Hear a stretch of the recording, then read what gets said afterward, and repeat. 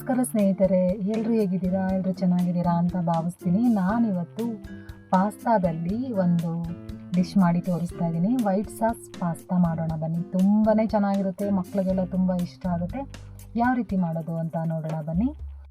ಮೊದಲಿಗೆ ನಾನು ಸ್ಟವ್ ಮೇಲೆ ಒಂದು ಬಾಣಲಿನ ಇಟ್ಟಿದ್ದೀನಿ. ಒಂದು ಅರ್ಧ ಲೀಟ್ರಷ್ಟು ನೀರನ್ನು ಹಾಕಿ, ಸ್ವಲ್ಪ ಉಪ್ಪನ್ನು ಹಾಕಿ, 1 ಸ್ಪೂನಷ್ಟು ಅಡುಗೆ ಎಣ್ಣೆನ ಹಾಕಿ ಪಾಸ್ತಾನ ಹಾಕ್ತಾ ಇದ್ದೀನಿ. ನಾನು ಈ ರೀತಿ ಪಾಸ್ತಾನ ತೊಗೊತಾ ಇದ್ದೀನಿ.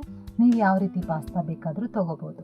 ಇವಾಗ ಇದನ್ನು ಚೆನ್ನಾಗಿ ಬೇಯಿಸ್ಕೊಳ್ಳೋಣ. ಇದು ಯಾವ ರೀತಿ ಬೆಂದಿರಬೇಕು ಅಂದರೆ ನೋಡಿ, ಈ ರೀತಿ ಚಾಕುವಲ್ಲಿ ಕಟ್ ಮಾಡಿದ ತಕ್ಷಣ ಅದು ಕಟ್ ಆಗಬೇಕು. ಈ ರೀತಿ ಬೆಂದರೆ ನಮಗೆ ಪಾಸ್ತಾ ತಿನ್ನೋದಕ್ಕೂ ಚೆನ್ನಾಗಿರುತ್ತೆ. ಇವಾಗ ಇದನ್ನು ಬಿಸಿನೀರಿಂದ ಸಪ್ರೇಟ್ ಮಾಡ್ಕೊಳ್ಳೋಣ. ಯಾಕೆ ಅಂದರೆ ಇದನ್ನು ಸ್ವಲ್ಪ ತಣ್ಣೀರಲ್ಲಿ ಸ್ವಲ್ಪ ನೀಟಾಗಿ ತೊಳಿಬೇಕು. ಬಿಸಿ ಇರೋದ್ರಿಂದ ಮತ್ತೆ ಅದು ಬಿಸಿಯಾಗಿ ಮತ್ತೆ ಬೆಂದ್ಬಿಟ್ಟು ಮೆತ್ತಗಾಗ್ಬಿಡುತ್ತೆ. ಅದಕ್ಕೆ ನಾವು ಈ ರೀತಿ ಮಾಡ್ಕೋಬೇಕು. ಇವಾಗ ನಾನು ಒಂದು ಬಾಣಲಿಗೆ ಸ್ವಲ್ಪ ಎಣ್ಣೆ ಹಾಕಿದ್ದೀನಿ. ಸಣ್ಣಗೆ ಹೆಚ್ಚಿರುವಂತಹ ಬೆಳ್ಳುಳ್ಳಿನ ಹಾಕ್ತಾಯಿದ್ದೀನಿ. 1 ಈರುಳ್ಳಿನ ಹಾಕ್ತಾಯಿದ್ದೀನಿ, ಸಣ್ಣಗೆ ಹೆಚ್ಚಿರೋಂತಹ. ನಾನಿಲ್ಲಿ ಕ್ಯಾರೆಟು ಮತ್ತು ಕ್ಯಾಪ್ಸಿಕಮ್ನ ಸೇರಿಸ್ತಾ ಇದ್ದೀನಿ. ಇಲ್ಲಿ ನಿಮಗೆ ಇಷ್ಟವಾಗಿರೋ ತರಕಾರಿಗಳನ್ನ ಸೇರಿಸ್ಕೋಬೋದು. ಕಾರ್ನ್ ಆಗಿರ್ಬೋದು, ಎಲೆಕೋಸು ಆಗಿರ್ಬೋದು, ಹೂಕೋಸು ಆಗಿರ್ಬೋದು, ಬ್ರೋಕ್ಲಿ ಆಗಿರ್ಬೋದು, ನಿಮ್ಗೆ ಯಾವುದೇ ತರಕಾರಿ ಇಷ್ಟವಾಗಿರೋದನ್ನ ಹಾಕೋಬೋದು. ನಾನಿಲ್ಲಿ ಉಪ್ಪು ಮತ್ತು ಪೆಪ್ಪರ್ ಪೌಡ್ರನ್ನ ಹಾಕ್ತಾಯಿದ್ದೀನಿ. ಉಪ್ಪು ಹಾಕಿರೋ ವಿಡಿಯೋ ಮಿಸ್ ಆಗಿದೆ. ಇವಾಗ ಇದನ್ನು ಚೆನ್ನಾಗಿ ಫ್ರೈ ಮಾಡ್ಕೊಳ್ಳೋಣ. ಈ ಟೈಮಲ್ಲಿ ನೀವು ಬೇಕಾದರೆ ಮಶ್ರೂಮು, ಚಿಕನ್ ಕೂಡ ಸೇರಿಸ್ಕೋಬೋದು. ಇವಾಗ ಅದು ಆಗಿದೆ, ಅದನ್ನು ಸೈಡಲ್ಲಿಡೋಣ.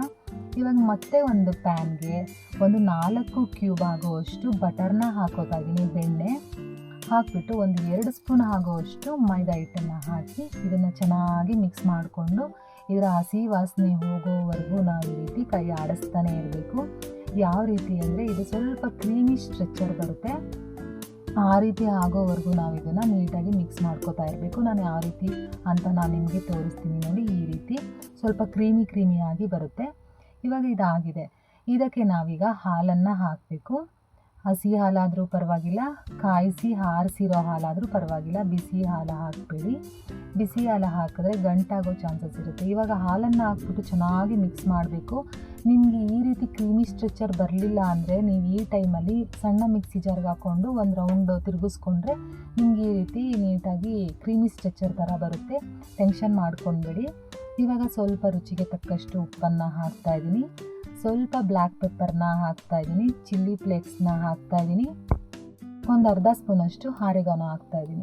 ಇದನ್ನೆಲ್ಲ ಹಾಕಿಬಿಟ್ಟು ಚೆನ್ನಾಗಿ ಮಿಕ್ಸ್ ಮಾಡಿಕೊಂಡು ಒಂದು 2-3 ನಿಮಿಷನಾದರೂ ನಾವು ಲೋ ಫ್ಲೇಮ್ನಲ್ಲಿ ಬೇಯಿಸೋದಕ್ಕೆ ಬಿಡೋಣ. ಇದು ತುಂಬ ಚೆನ್ನಾಗಿರುತ್ತೆ ಫ್ರೆಂಡ್ಸ್. ಯಾರು ಬೇಕಾದರೂ ತಿನ್ಬೋದು. ಇದು ಚಿಕ್ಕವರಿಂದ ದೊಡ್ಡವ್ರವರೆಗೂ ಕೂಡ ತುಂಬಾ ಇಷ್ಟಪಟ್ಟು ತಿಂತಾರೆ. ತುಂಬಾ ಸಖತ್ತಾಗಿರುತ್ತೆ ಕೂಡ. ಇವಾಗ ಇದು ವೈಟ್ ಸಾಸ್ ರೆಡಿಯಾಗಿದೆ. ಇವಾಗ ನಾವು ಮೊದಲು ಬೇಯಿಸಿಟ್ಕೊಂಡಿರ್ತೀವಲ್ವ ತರಕಾರಿ, ಈ ತರಕಾರಿಗೆ ನಾವು ಪಾಸ್ತಾನ ಹಾಕ್ತಾಯಿದ್ದೀನಿ.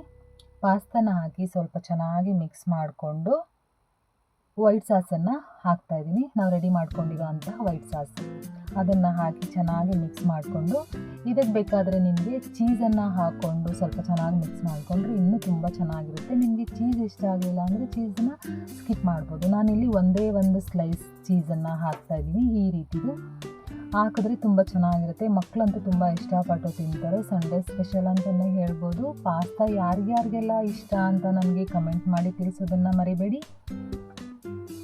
ನಿಮಗೆ ಈ ಪಾಸ್ತಾ ತುಂಬ ಇಷ್ಟ ಆಗಿದೆ ಅಂತ ತಿಳ್ಕೊತೀನಿ. ನಾನು ಆವಾಗಲೇ ಹೇಳಿದ್ನಲ್ಲ ಫ್ರೆಂಡ್ಸ್, ತರಕಾರಿ ಬದಲಿಗೆ ಚಿಕನ್ನು ಮತ್ತು ಮಶ್ರೂಮು, ಪನ್ನೀರು, ನಿಮಗೆ ಯಾವುದೇ ಥರದ ನಿಮಗೆ ಯಾವ್ದ್ಯಾವ್ದು ಇಷ್ಟನೋ ಅದೆಲ್ಲ ತರಕಾರಿಗಳನ್ನ ಆ್ಯಡ್ ಮಾಡಿಕೊಂಡ್ರೆ ಇನ್ನೂ ತುಂಬ ಚೆನ್ನಾಗಿರುತ್ತೆ. ನಾನಿವತ್ತು ಈ ರೀತಿ ಮಾಡಿ ತೋರಿಸ್ತಾ ಇದ್ದೀನಿ. ನೆಕ್ಸ್ಟ್ ಟೈಮ್ ನಿಮಗೆ ಚಿಕನ್ ಮತ್ತು ಮಶ್ರೂಮು ಈ ರೀತಿ ಮಾಡಿ ತೋರಿಸ್ತೀನಿ. ನಿಮಗೆ ಈ ಪಾಸ್ತಾ ಇಷ್ಟ ಆಗಿದೆ ಅಂತ ತಿಳ್ಕೊತೀನಿ. ಚೀಸ್ ಹಾಕಿದ್ಮೇಲೆ ಸ್ವಲ್ಪ ಚೆನ್ನಾಗಿ ಮೆಲ್ಟ್ ಆಗೋವರೆಗೂ ಲೋ ಫ್ಲೇಮ್ನಲ್ಲೇ ಚೆನ್ನಾಗಿ ಮಿಕ್ಸ್ ಮಾಡಿಕೊಂಡು ಅದು ಕರಗೋವರೆಗೂ ಇರಬೇಕು. ನೋಡಿದ್ರಲ್ಲ ಫ್ರೆಂಡ್ಸ್, ನಾನು ಯಾವ ರೀತಿ ನಿಮಗೆ ತುಂಬ ಈಸಿಯಾಗಿ ವೈಟ್ ಸಾಸ್ ಪಾಸ್ತಾನ ಮಾಡಿ ತೋರಿಸಿದ್ದೀನಿ ಅಂತ. ನಿಮಗೆ ಈ ರೆಸಿಪಿ ಇಷ್ಟ ಆಗಿದೆ ಅಂತ ತಿಳ್ಕೊತೀನಿ. ಈ ರೆಸಿಪಿ ಮಕ್ಕಳಿಂದ ದೊಡ್ಡವ್ರವರೆಗೂ ಕೂಡ ತುಂಬ ಇಷ್ಟಪಟ್ಟು ತಿಂತಾರೆ. ನೀವು ಒಮ್ಮೆ ಟ್ರೈ ಮಾಡಿ, ಮಿಸ್ ಮಾಡ್ಕೊಳ್ಳೋಕ್ಕೆ ಹೋಗಬೇಡಿ. ಇದೇ ರೀತಿ ನನಗೆ ಸಪೋರ್ಟ್ ಮಾಡಿ, ಲೈಕ್ ಮಾಡಿ, ಕಮೆಂಟ್ ಮಾಡಿ, ಶೇರ್ ಮಾಡಿ. ಮತ್ತೆ ಸಿಗ್ತೀನಿ ಮತ್ತೊಂದು ಈಸಿಯಾದ ರೆಸಿಪಿಯೊಂದಿಗೆ. ನಮಸ್ಕಾರ.